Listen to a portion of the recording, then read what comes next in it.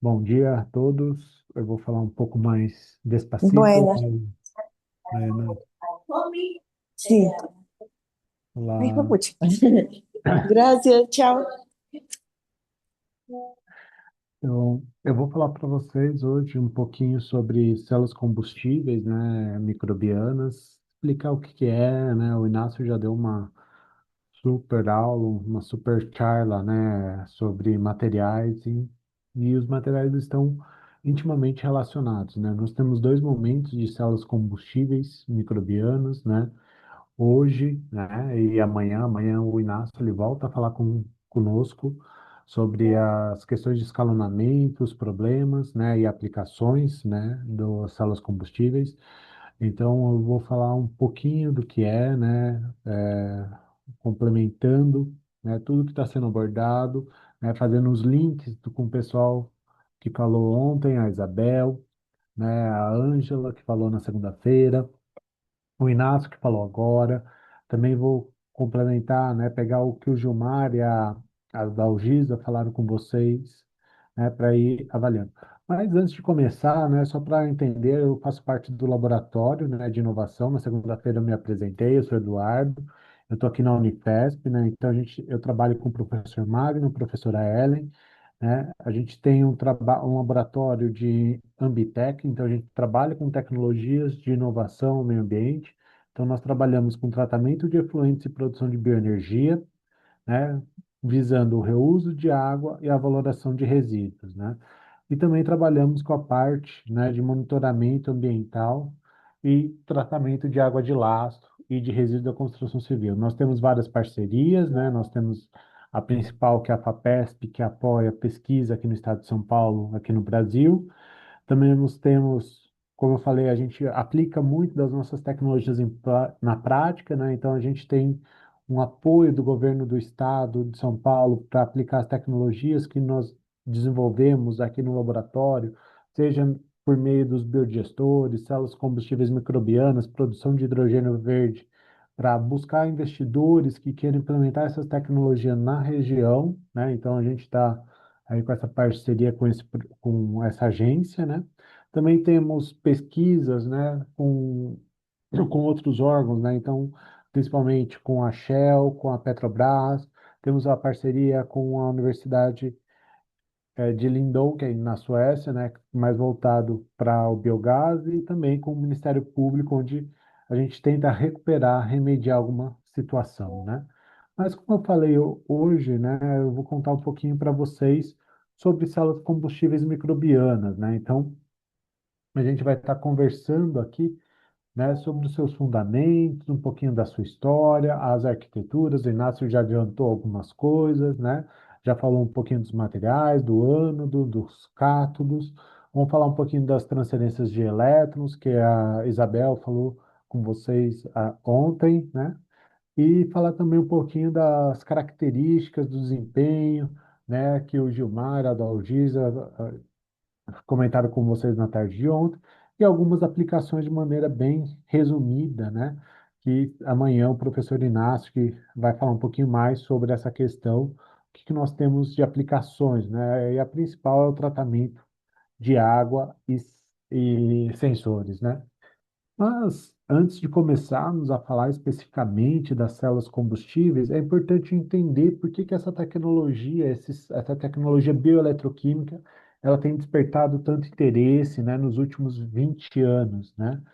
Então, a gente tem um consumo de energia crescente, né, em função da população mundial, né, da industrialização, da urbanização, e essa energia, ela, quase 80% vem de demandas, né, de combustíveis fósseis, né? Essa demanda vem dos combustíveis fósseis e esses combustíveis fósseis eles geram grandes problemas ambientais, não só a emissão de gases, né, que possam trazer problemas à saúde humana, né, mas também problemas ao meio ambiente, né, como o efeito estufa, as questões das mudanças climáticas, né?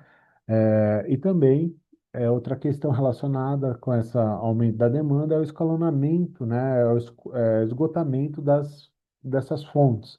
Então, por isso a gente precisa pensar em outras técnicas, né? Em outras fontes de energia, né? Então, outra questão que a urbanização traz, o aumento da população, é a geração de resíduos, seja resíduos sólidos, quanto também resíduos líquidos, né? Então, águas residuárias. Então, a gente precisa pensar em tratar esses resíduos, né? Gerando produtos de valor agregado, né? De valor, adicionado, né? Então, uma dessas possibilidades, né? E por que que a gente tem que pensar nessas questões, né? Desse tratamento de resíduos? Porque os resíduos eles são um dos principais consumidores de energia, né? Cerca de 5% de toda a demanda energética global, ela é utilizada para tratar esgoto, né, água residuária. Então a gente precisa otimizar esse processo, né? Então sair do sistema aeróbico, onde a gente precisa fornecer oxigênio para os micro-organismos tratarem, né, e melhorar a resolução. Então a gente tem toda essa característica. Então seria possível, né, a gente converter parte dessa matéria orgânica, desse resíduo, em energia elétrica de maneira direta, né?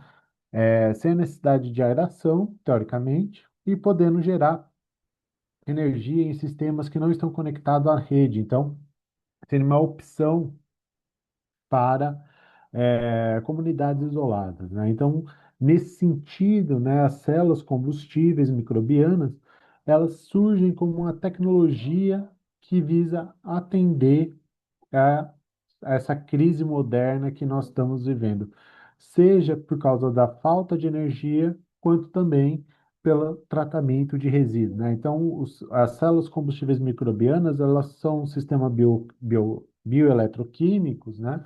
Que vão resolver em partes esses problemas, né? E como começa essa jornada das células combustíveis microbianas?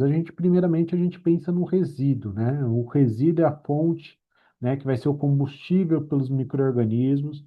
Então, a gente começou a estudar, no primeiro momento, né, os combustíveis mais fáceis, né? Então, os compostos orgânicos simples, como os acetatos, né? A glucose, a sacarose. Então, a gente foi estudando, identificando estas questões, né? Avaliando o seu desempenho, calculando a sua eficiência, foi observando que os resultados eram positivos. Depois a gente foi evoluindo o tipo de água residuária, passamos para uma água residuária sintética, onde a gente tinha o controle da sua composição, tá?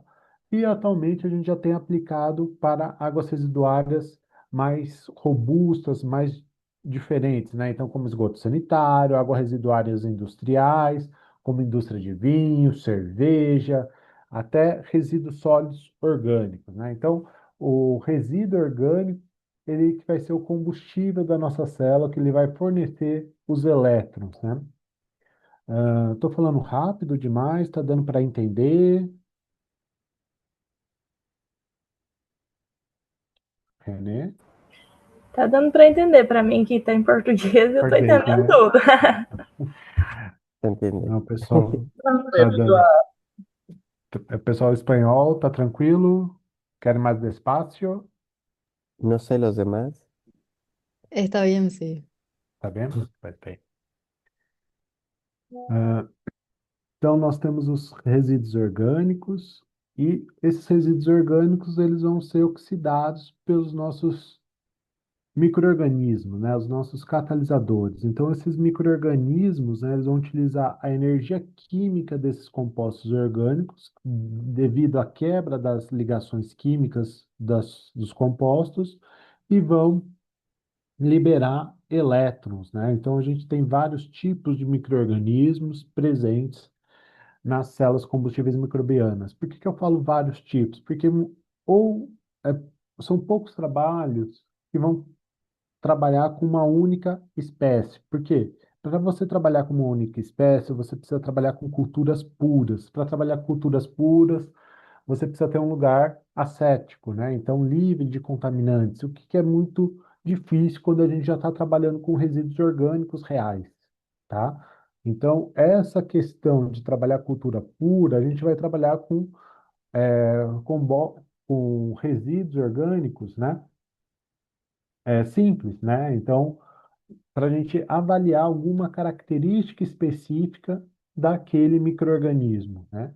Quando a gente já trabalha com resíduos orgânicos reais, aí a complicação de trabalhar cultura pura já aumenta, né? Então, por isso que a gente já começa a trabalhar em consórcios microbianos. E quando a gente tem consórcios microbianos, nós vamos ter uma infinidade de micro-organismos, né?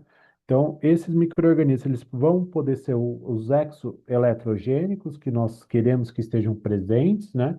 Que eles vão degradar a matéria orgânica e liberar elétrons para o eletrodo, mas também vão ter outros micro-organismos que, que nós não queríamos que estivesse lá, né? Então, eu posso ter micro-organismos metanogênicos, posso ter micro-organismos fermentadores, posso ter outros micro-organismos, né, que vão estar desempenhando as mais diferentes rotas, né, metabólicas.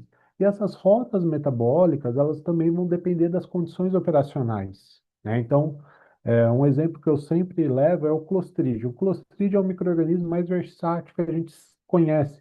Ele pode fazer vários tipos, né? Então, quando vem Clostridium sp na nossa comunidade microbiana, a gente não sabe se ele está fazendo ácido butírico, ácido acético, se ele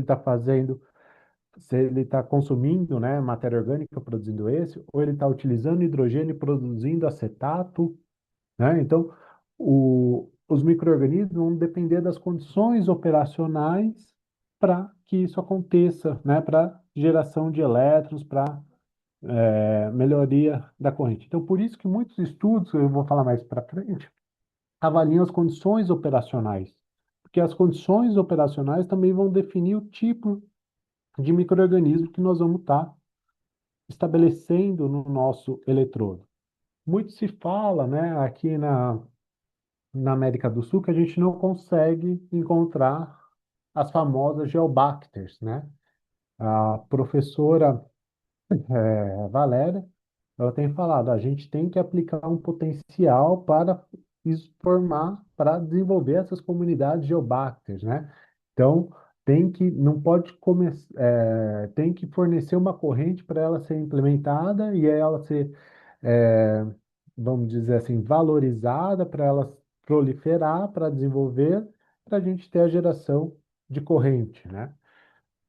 Então, a gente tem várias condições para selecionar essas comunidades exoeletrogênicas. Então, essa comunidade de microorganismo exoeletrogênica vai quebrar a matéria orgânica, né? Vai liberar elétrons, esses elétrons eles vão ser transportados para o eletrodo, né, no compartimento anódico, né, normalmente.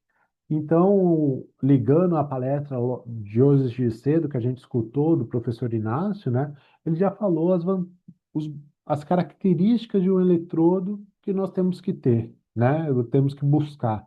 Então, tem que buscar compatibilidade, aderência, condutividade elétrica, resistência mecânica, né, para que os elétrons sejam captados por esse eletrodo e segue para um circuito externo, onde a gente vai instalar uma resistência, que ele também comentou, qual resistência eu vou adotar, alta, baixa, né, que não tem algo definido na literatura, né, que vai gerar esse circuito externo, né, e para balancear as cargas, a gente vai precisar de uma membrana, né, normalmente, para transportar os íons de interesse, senão nós vamos ter alguns problemas, né? A gente vai falar mais adiante, para gerar os produtos, as saídas das células combustíveis, que é a principal é a eletricidade, tá? O principal é a eletricidade, porém eu posso obter outros produtos, né?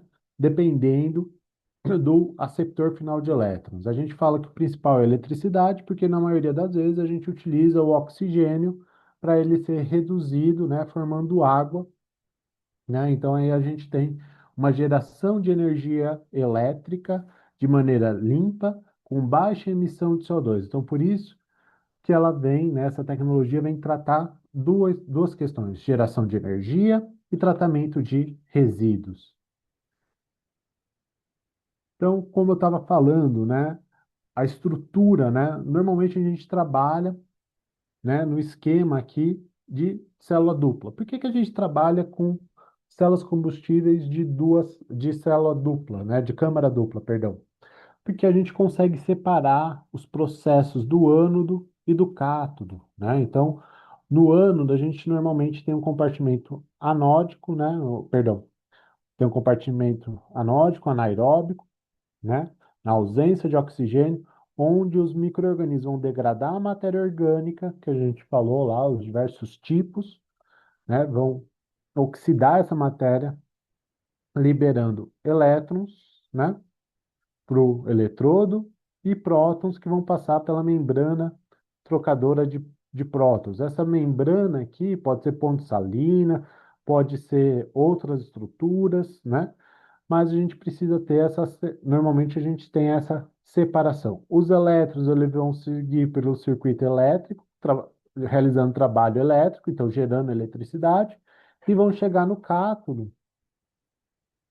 onde eles vão reduzir o oxigênio, né? Então a gente normalmente introduz o oxigênio por uma aeração no cátodo, né? Essa é o sistema tradicional da célula combustível microbiana, né? Que a gente trabalha, né? Então a gente tem essa estrutura fixa, né? Mas a gente pode ter simplificações. O Inácio, né, falou um pouquinho sobre a câmara de célula única, o cátodo exposto ao ar. Por que que ela é uma vantagem em relação a essa da câmara dupla? Né? Porque aumenta o fornecimento de oxigênio, né? O oxigênio, quando a gente difunde na água, a gente tem uma concentração de saturação, uma capacidade limite, uma quantidade máxima de oxigênio. Quando a gente vai para o cátodo ao ar, como o cátodo está em contato com o ar, ele tem a capacidade máxima de oxigênio, então o oxigênio não passa, tentando diminuir, né, a, a reação de redução do oxigênio, maximizando, né, essa reação, né? Então, por causa da concentração do oxigênio. Então, a câmara de ou a célula combustível de câmara única, ela ganha vantagem em relação à dupla com essa importância que eu tenho uma maior concentração de oxigênio. Qual é melhor, qual é pior, né? Então, igual o Inácio falou, eu vejo que não tem a melhor ou a pior. Nós temos que conviver com as duas, porque cada uma tem sua vantagem e desvantagem, e a gente pode estruturar o sistema, tá? Alguma pergunta, alguma dúvida? Se alguém quiser escrever no chat, já ir aproveitando, tá, René?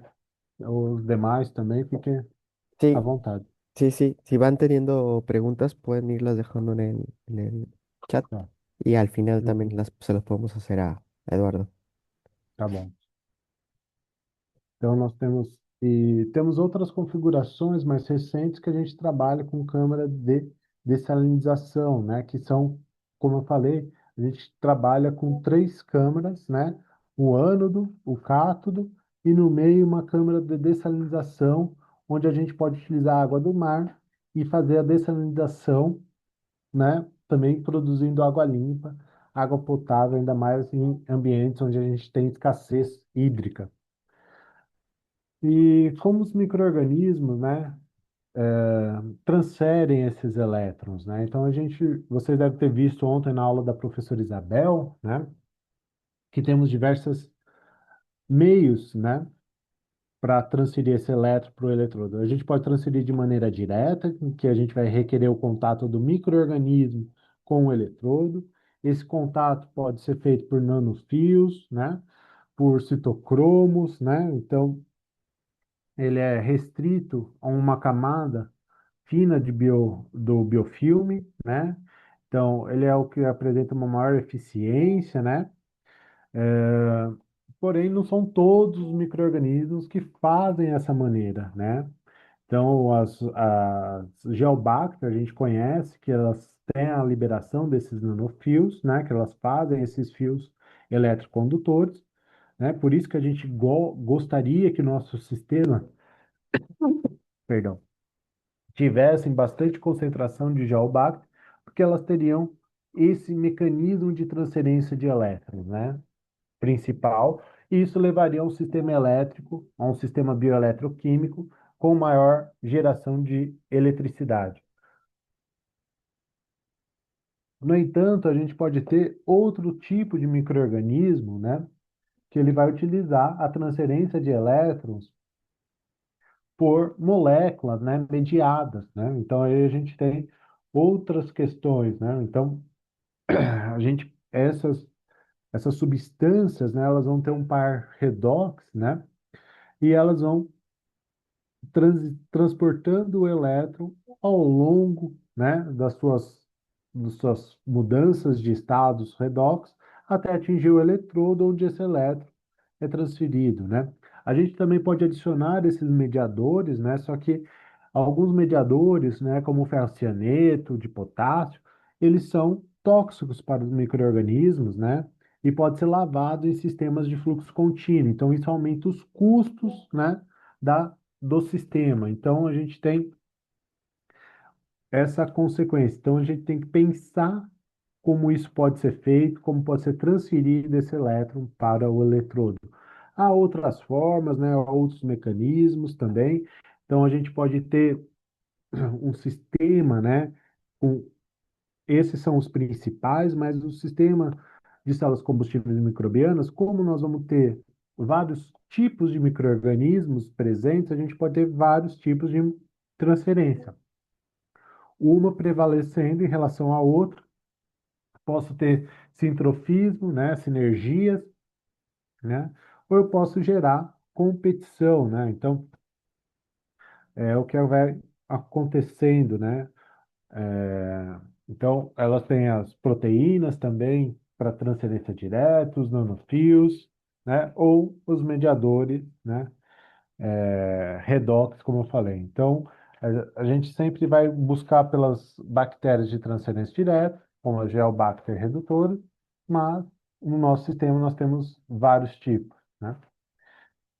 O desempenho da célula combustível microbiana, da MFC, vai depender muito dos materiais utilizados, como o Inácio comentou na aula de agora cedo, né? Então, vai depender do eletrodo que eu vou utilizar, dos materiais, né? Então, vai depender das características, né? Então, a gente tem o tecido de carbono, o papel de carbono. Então, a vantagem do tecido é que ele é flexível, tem uma alta área superficial. O papel ele já é menos poroso, então ele tem uma rugosidade menor. Nós temos as barras de grafite. As barras de grafite eles vão ter robustezas, né? Eles vão ter menores custos, né, em uma área muito mais plana, né? Então a gente vai ter uma dificuldade de difusão de anolito para o microorganismo. Nós temos o feltro de carbono, que é uma estrutura 3D, que a gente já vai ter um espaçamento, uma rugosidade, né? As escovas, né, que o Inácio falou, que estão sendo bastante utilizados. E também estamos trabalhando agora com esse biochar, né, com esses eletrodos, né, vindo de biomassa com pirólise, que a gente adiciona algum sistema para modificar suas características para facilitar a condutividade. Então, na maioria das vezes, nós utilizamos no ânodo materiais carbonáceos, porque eles têm uma alta biocompatibilidade, né, normalmente uma elevada área superficial e rugosidade, que facilitam a adesão microbiana, né? Então, esse é o tipo de material que a gente tem mais utilizado e estamos buscando utilizar materiais de mais baixo custo, né?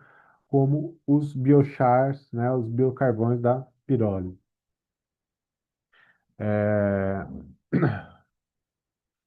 Outra questão, né? São os materiais do catodo, né? E como o Inácio falou, é onde está nosso tor- tornozelo de Aquiles, né? Nosso que falta a gente pensar, melhorar, como vai facilitar. Então, a gente tem a cinética da reação de redução do oxigênio, que ela vai depender, que ela ocorre em velocidade muito baixa, né? Então, Normalmente, na maioria das vezes, na nossa célula combustível, esse é o fator limitante, né? Então, por isso que muitas vezes as células de câmara única se tornam uma opção interessante, já que aumenta a concentração de oxigênio, né? A gente muitas vezes utiliza catalisadores para aumentar a velocidade dessa reação, então platina, o Inácio falou de cobalto, de ferro, né? Então outros materiais para facilitar essa transferência de elétrons para o oxigênio, para a redução, né? Para diminuir, eh, perdão, para aumentar a velocidade, né? Aumentando também a eficiência de geração de corrente elétrica, né? Outra questão que nós temos, né, que o Inácio comentou, são os separadores, né? Normalmente a gente separa, né, usa uma membrana, né, para separar, normalmente em câmara dupla. Nós sempre buscamos, né, uma membrana, né, trocadora de prótons, né? Normalmente usamos um nátrium, né? Essa membrana ela precisa ser preparada, né, para evitar a deposição dos micro-organismos, né? Elas vão ter um custo excessivo, mas elas não permitem muitas vezes a passagem do oxigênio, né? Então ela não permite esse crossover, né, das duas câmaras, né? Então, mas o entupimento, a incrustação dessa membrana se torna um problema. As, as pontes salinas, né, elas têm baixa condutividade ao próton, né, elas têm um custo muito baixo, porém ela tem uma elevada resistência, né, e isso dificulta a geração de energia. Mesma coisa, né, outros tipos de separadores, né. As câmaras únicas, né, embora a gente fala câmera única, eles ainda têm um material revestindo, né? Fazer um tipo de tratamento no eletrodo do cátodo para evitar que vaze a água, né? Então coloca uma camada de proteção, uma resina de proteção à água para evitar. Mas também podemos ter uns sistemas de sem membrana, né? Que a gente chama de câmara única, né? É um pouquinho mais que a gente não tem nenhuma separação, então a gente corre o processo de transferência do oxigênio da câmara catódica para a câmara anódica, né? Então, isso pode gerar que os micro-organismos anaeróbios que eu gostaria que crescessem no ânodo, comece a utilizar o oxigênio e aí não tenho a geração de corrente, né? Então, é um dos principais problemas. Então, por isso que a membrana, né, ela é um fator crucial para as células combustíveis microbianas, para a geração de corrente, para ter essa diferença de potencial que vai ser responsável pela geração de energia elétrica, né? Tem várias pesquisas que buscam outros materiais, né, mas ainda estão caminhando, mas a gente tem, às vezes, a maioria das vezes, esse problema, essa transferência, né, de energia.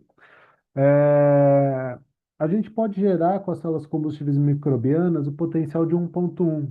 Isso é o que a gente utiliza, né, pela equação de Nash, né, o esperado quando a gente utiliza a degradação do acetato, né? A hidrogênio e CO2 e a redução do oxigênio. Esse daí é o máximo teórico que a gente poderia acontecer, mas não é o que a gente observa no nosso sistema, né? A gente vai estar operando, né? Muitas vezes, né? 10%, 20% desse valor teórico. Por quê? Porque nós temos uma série de perdas, né? Nesse sistema, né? Então nós temos as primeiras perdas devido ao material, ao metabolismo das bactérias, né? Então, parte da energia não vai ser transferida para o eletrodo, as bactérias vão utilizar para elas crescerem. A gente vai ter perdas da ativação, as perdas de concentrações, as perdas pela resistência úmica, né? Pela resistência do eletrólito, da membrana, dos fios, né? Nós temos também as perdas por ativação, que é a energia inicial para reação redox nos eletrodos, né? As perdas de transferência, problemas de transferência de massa. Então, muitas vezes a gente não consegue manter, né, todas essas perdas zeradas. Então, por isso que nosso potencial e circuito, né, aberto vai estar variando entre 0,3 e 0,8, porque a gente vai ter todas essas resistências acontecendo, né, no nosso sistema. É, então, para avaliar o desempenho da célula combustível, nós avaliamos muitas vezes pela densidade de potência, né? A densidade de potência nós fazemos com uma curva variando a resistência externa, né? Para ver qual que é a inclinação da resistência interna.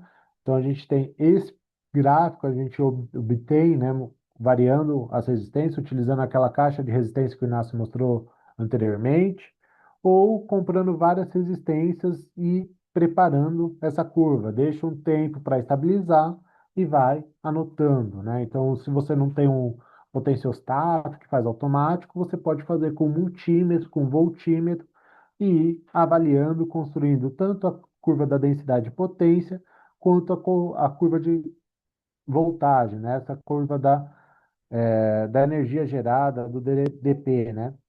Essa curva da DDP, a gente consegue identificar, né, a resistência interna, né, que vai ser a declividade, né, dessa parte reta, mas também a gente consegue observar qual o mecanismo que está de transferência que está governando. A gente vê qual é a parte primordial, se é as perdas ômicas, se é as perdas de transferência de massa ou as perdas de micro-organismos. A gente consegue observar com essa questão.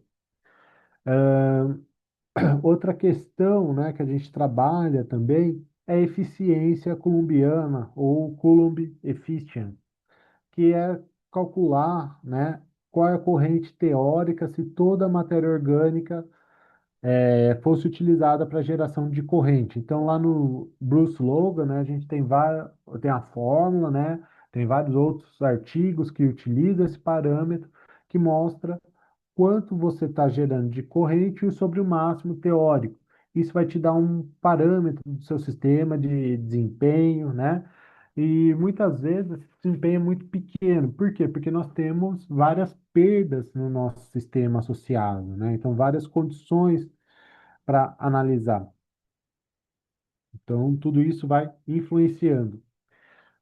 Diversos artigos, né, como eu falei, as condições operacionais, né, vão influenciar o desempenho, a célula combustível, a seleção do biofilme, a seleção dos micro-organismos, né? Então, a gente pode começar pelo pH, a temperatura influencia a solubilidade do oxigênio, a velocidade metabólica dos micro-organismos, a complexidade do substrato, né? O tempo de retenção hidráulica do reator, tempo de retenção celular. Então, tem pequenas alterações nesse parâmetro, podem modificar a produção de energia, as condições, né, do sistema. Para vocês verem, né, eu vou trazer aqui um exemplo, que é da temperatura, né, e do tempo de resistência hidráulica, né? Então, a gente trabalhou aqui com quatro tempos de detenções hidráulicas, então 2, 4, 8 e 24 horas, tanto em condições mesofílicas quanto em condições termofílicas, né? Então, a 25 graus e a 55 graus. Então, o que que a gente observou? A gente observou que em condições mesofílicas nós temos uma maior eficiência de remoção de matéria orgânica, né, nas condições mesofílicas e com maiores tempos de tensões hidráulicas. Então, a gente consegue quase 80, 90% de eficiência. Porém, a gente tem uma menor geração de corrente. Por quê? Porque nesse sistema, a maior parte dos micro-organismos não eram exoeletrogênicos, né? Não geravam, né? Não foi favorecida essa comunidade. Eu tinha um consórcio microbiano de tanto micro-organismos metanogênicos, fermentadores, né? e isso foi atrapalhando a geração. Condições mesofílicas, né, eu tenho uma menor solubilidade, né, do oxigênio, porém, né, eu tenho uma menor concentração de biomassa, né, que vive nessa temperatura. Então, eu tenho uma redução do, da formação do biofilme, né? Então, forma um biofilme mais ativo, mais presente, que consegue facilitar essa transferência de eletrodo e compensa essa redução da solubilidade do cátodo, né? Então, isso também vai influenciando, né? Então, a gente tem uma compensação dessas questões. Então, a gente obteve a maior geração em condições termofílicas, né, em torno de 40 milivolts, e a maior remoção, né, em condições mesofílicas e com maior TDAH. Então, a gente observou quanto menor o TDAH, maior a geração de corrente, né, e quanto maior a temperatura, maior a correção de corrente devido a menor adesão microbiana, né? Outro estudo que a gente fez, que eu já comentei com vocês no primeiro dia, eu trago aqui de volta, é quando a gente vê a composição da água residuária, né? Então a gente vê a evolução da geração de corrente sem adição de nutrientes, adicionando fósforo e adicionando, corrigindo o nitrogênio e fósforo, né? Então a gente tratou aqui uma água residuária de vinicultura, que não estava dentro dos padrões ideais, né? Então a gente teve uma mudança para favorecer a comunidade microbiana, né? Então a gente teve uma seleção nas condições. Outra questão, né, por exemplo, é o tempo de retenção celular. Então a gente utilizou a célula combustível microbiana e a gente utilizou o tempo de retenção celular, TRC aqui, a gente foi variando o volume que a gente retirava por dia, né? Então a gente foi observando, né, que quanto menor o TRC, maior a geração de corrente, porque eu favorecia a troca de sistemas, né? Quando eu tenho um tempo de retenção celular de 7 dias, né, eu tenho uma maior comunidade microbiana, uma maior diversidade de micro-organismos, o que resultou em uso da corrente elétrica por vários micro-organismos, né? E não só pela comunidade exoeletrogênica, enquanto que o menor tempo de retenção celular, eu vou selecionando esses meus micro-organismos. Aqui também a gente fez o estudo variando o eletrodo, né, o papel de carbono, o, o tecido de carbono e o feltro de carbono. Então a gente viu a porosidade, a adesão e a geração de energia, né? O papel de carbono foi muito difícil de gerar, né? O feltro, né, como ele já tem uma maior adesão microbiana, né, uma maior porosidade, ele favoreceu essas características, né? Então a gente sai do papel com uma estrutura 2D, vai para o feltro, que é uma unidade tridimensional que facilita uma maior adesão microbiana. Então os eletrodos, né, a escolha do eletrodo também é significativa no processo. Eu vou falar um pouquinho aqui, né, por isso é ideal estudar as condições operacionais, né, de cada estudo e por isso que vai variar para cada tipo de água residuária, né? Às vezes a gente tem que ir focando em cada situação. As aplicações de amanhã a gente vai ver mais com o Inácio, né? Mas o que que a gente tem utilizado as células combustíveis, né, em diferentes áreas. A principal é o tratamento de água residuária, né?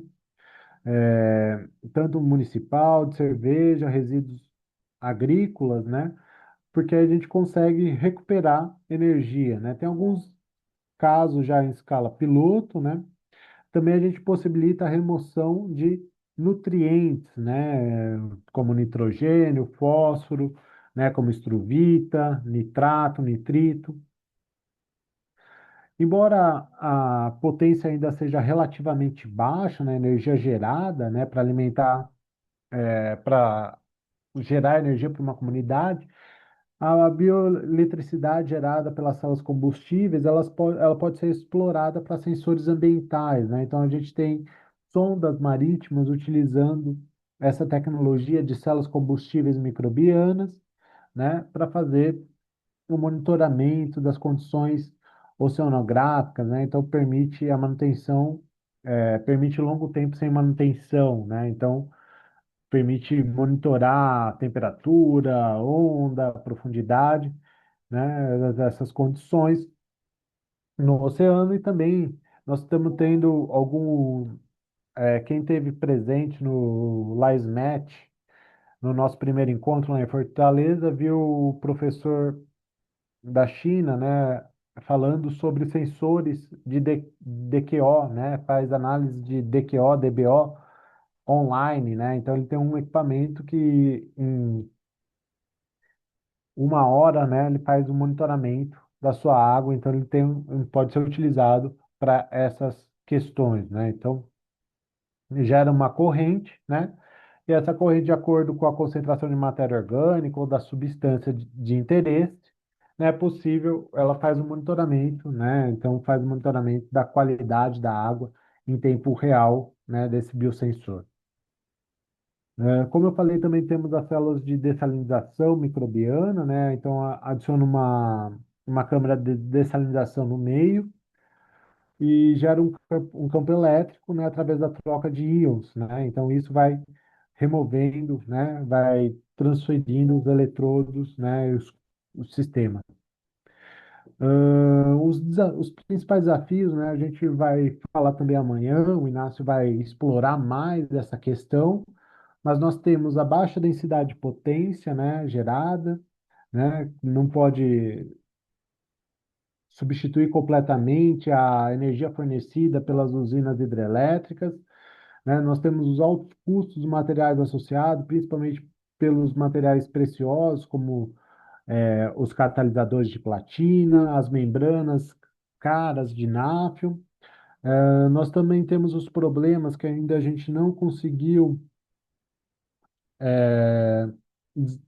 resolver, né? Que é a estabilidade no longo termo, né? Vocês viram aí no gráfico que eu apresentei sobre a variação do tempo de retenção hidráulica e da temperatura, que a gente trabalhou essas células por mais de 60 dias, né? Mais ou menos, e a gente teve uma oscilação muito grande, né? Então a gente começa a formar o biofouling, né? Essa bioincrustação, seja nos eletrodos, seja nas membranas, né? Causando instabilidade, né? E isso requer um movimento de manutenção contínua que não pode acontecer quando a gente quer comercializar, passar em larga escala essa tecnologia, né? Então, a gente também está vendo dificuldades em reprogramar os resultados que a gente obtém em em bancada, né? Nos resultados que a gente obtém em escala piloto, porque a gente começa a aumentar os problemas, as condições, né? As células combustíveis funcionam muito bem em laboratório, só que quando a gente passa em escala piloto, os problemas de transferência de massa, transferência de elétrons, zonas mortas, tudo que a gente não tem em escala de bancada, começa a surgir em escala piloto, e isso vai dificultando. E como resolver isso, né? Qual que é o problema, né? O Inácio vai falar mais amanhã se é fazer a miniaturização. O que que seria essa miniaturização? É trabalhar com pequenas células ligadas em série ou em paralelo, né, trabalhando para fazer esse sistema. É uma das tecnologias que nós estamos estudando agora, que é fazer os stacks, né, os acoplamentos em série. A mesma coisa que a gente utiliza nas células galvânicas, nas pilhas, né, nas pilhas dos equipamentos eletrônicos. Ou a gente instala em série, né, ou instala em paralelo, seja para aumentar a corrente ou para aumentar a energia gerada para atender a demanda do equipamento. Então, pensando nessa mesma proximidade com os equipamentos elétricos, que a gente está pensando em resolver também as questões aqui das células combustíveis microbianas, né? Então, a gente está caminhando nesse sentido, né? Vendo essas perspectivas, né? Novos materiais estão sendo estudados, novos tipos de eletrodos, né? Nanomateriais, uso de IA, né? Também para otimizar, integração com outros processos, passar por um sistema híbrido, seja com microalga, com digestão anaeróbia, né? O que eu quero que vocês levem nas perspectivas, na mensagem final dessa apresentação, é que as células combustíveis microbianas, né, representam uma tecnologia extremamente promissora para o futuro, né? Elas conseguem converter, né, energia química da matéria orgânica em energia elétrica por meio das bactérias exoeletrogênicas, seja por mecanismos de transferência direta ou indireta. O desempenho dessa célula é governado, né, pelos mecanismos de transferência, materiais, as perdas termodinâmicas de cada eletrodo, embora ainda existam desafios importantes relacionados ao custo desses eletrodos, à estabilidade, ao aumento de escala, né? Outras ciências vão complementando, né? As ciências materiais, a microbiologia, a nanotecnologia, a engenharia bioeletroquímica vão avaliando, né? Como tem que ser feito, né? E o tratamento de água residuária é o principal termo, né, a principal aplicação, né, embora ainda os custos e a densidade corrente sejam os principais desafios, né. Por isso é bem provável que ainda nas próximas décadas a gente faça bastantes estudos para que as células combustíveis, as microbe fuel cells, possam fazer parte, né, das nossas estações de tratamento, né, sistemas descentralizados de saneamento, biosensores ambientais e outras suas possíveis aplicações. Bem, queria agradecer a atenção, né, estou à disposição para perguntas. Aqui está meu e-mail, eduardo.penteado@unifes.br. Agradeço ao Renê, à Ângela pelo convite, por estar aqui hoje, né, compartilhando com vocês.